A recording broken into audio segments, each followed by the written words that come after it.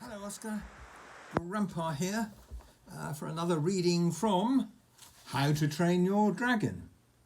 Hope you're enjoying it, and it's first of all hello from me and from Granny, and of course from Auntie Anna as well, and from Moosey. You alright Moosey? Yeah.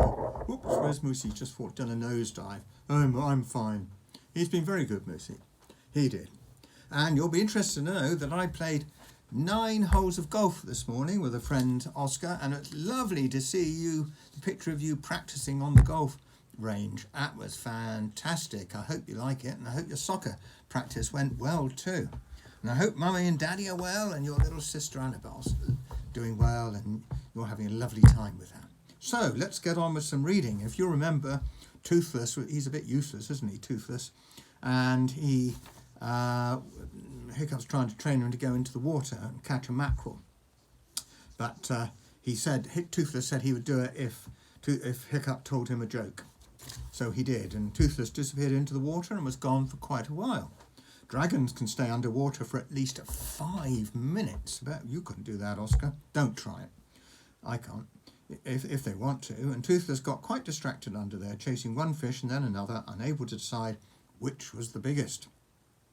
Hiccup got bored and was looking for oysters when Toothless came bursting triumphantly out of the sea, carrying a small mackerel.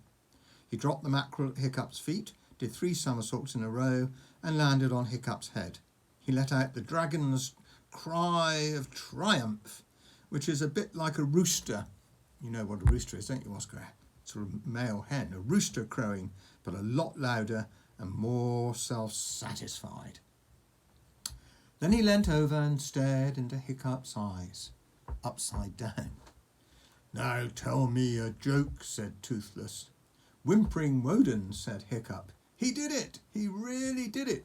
"Tell me a joke," said Toothless again. "What's black and white and red all over?" asked Hiccup. Toothless didn't know. "A sunburnt penguin," replied Hiccup. Oh, that's very good, isn't it, Oscar? It was a very, very old joke, but apparently it hadn't made it to Wild Dragon Cliff. Toothless thought it was hysterically funny. He flew off to catch more fish so that he could hear more jokes. It was an enjoyable afternoon. The rain stopped, the sun shone, and Toothless didn't do too badly at all with the hunting. He dropped a few fish and at one point wandered off entirely to chase rabbits on the cliff tops. But he came back when Hiccup called eventually, and by the end of a couple of hours he had caught 6 medium-sized mackerel and a dogfish. I wonder what a dogfish looks like, Oscar. All in all, Hiccup was pretty satisfied.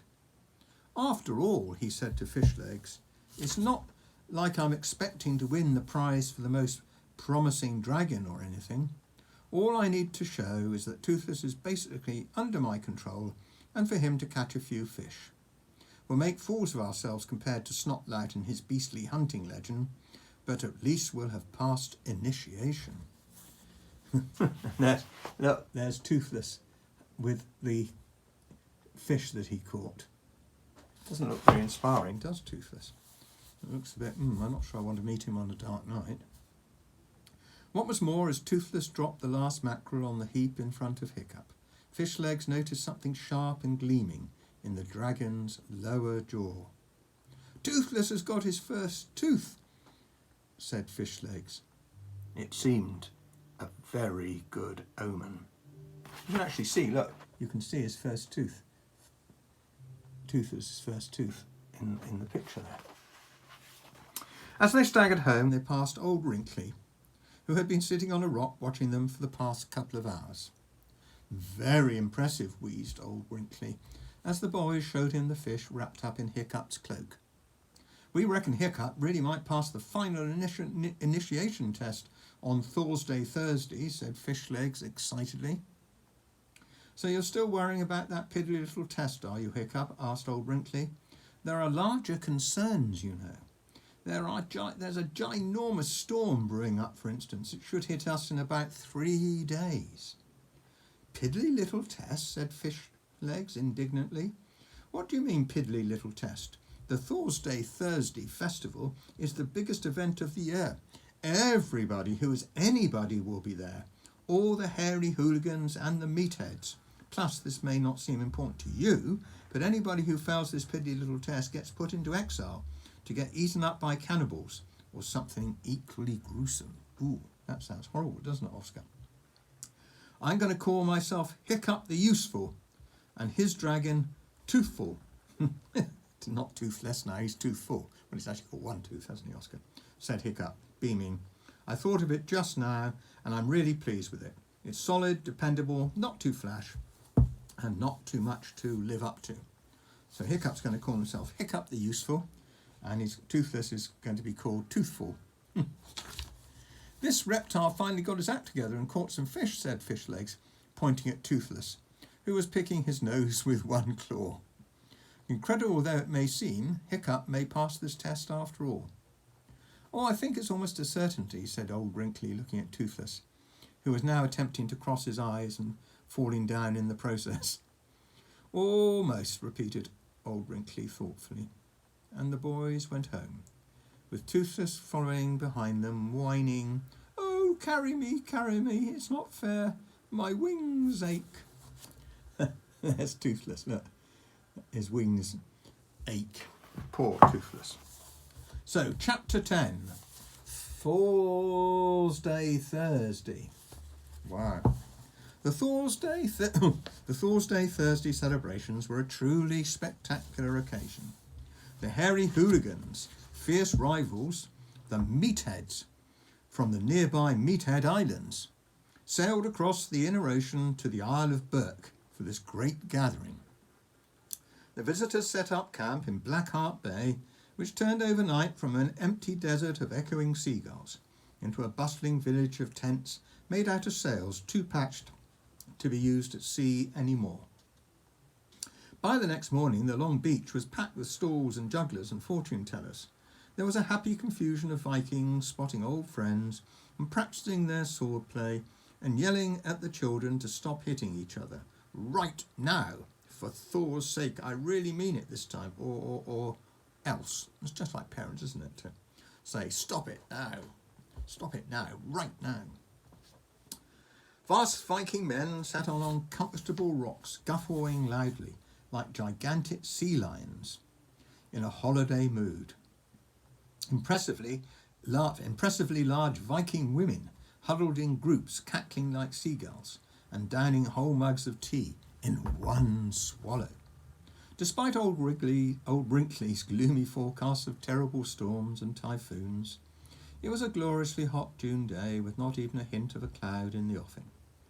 The young heroes' final initiation test would not start until 2 p.m. that afternoon, so Hiccup spent the morning listening round-eyed to storytellers telling tall tales of dirty dames and pirate princesses.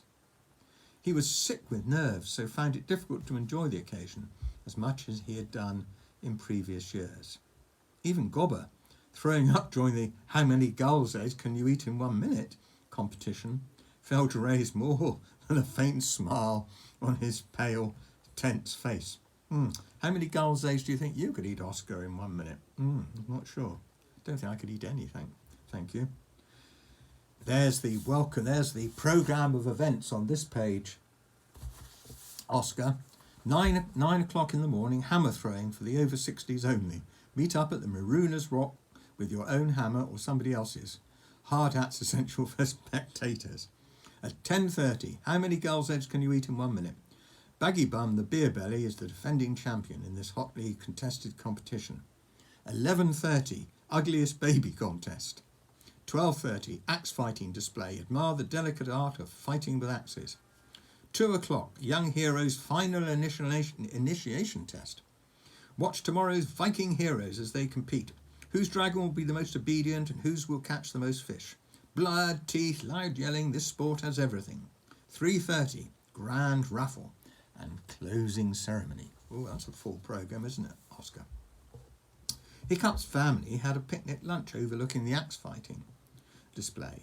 Hiccup could not eat a thing, and nor, unusually, could Toothless, who was in a difficult mood and turned his nose up at the tuna sandwich Valhararama offered. Good to keep your dragon's appetite sharp for the game, boomed Stoink the Vast, who was in an excellent mood.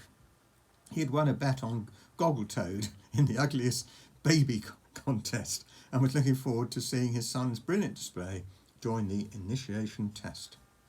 As the day wore on, a hot wind suddenly started blowing out of nowhere. It was still sweltering, but ominous grey clouds were gathering on the horizon. There was the odd rumble of thunder in the air. So what's going to happen then? What did old Wrinkly say about a storm, Oscar?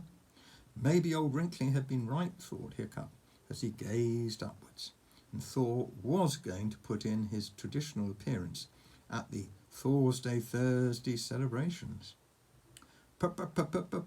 Will all youths hoping to be initiated into the tribes this year please make their way to the ground at the left of the beach? Hiccup gulped, nudged Toothless, and stood up. This was it. Hiccup was one of the last to get to the ground, which was a large area of wet sand just at the edge of the sea.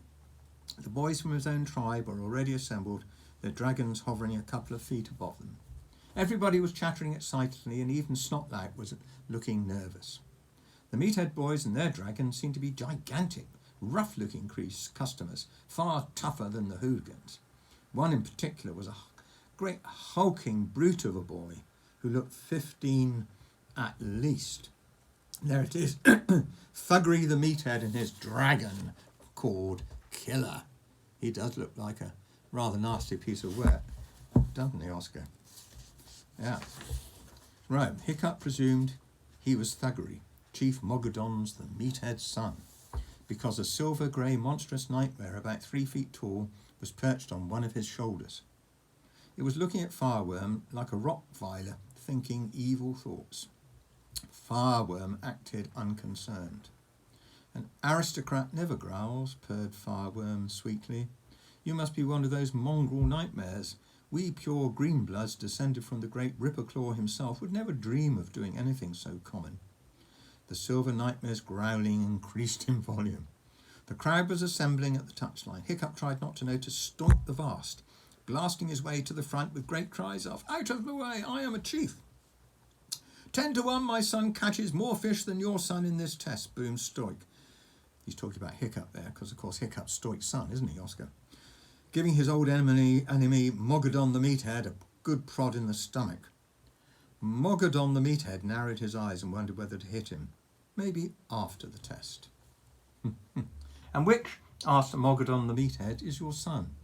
Is he the tall one who looks like a pig with the skeleton tattoos and the red monstrous nightmare? Nope, said Stoik happily, that's my brother Baggybum's son. My son is that skinny one over there with the toothless dragon.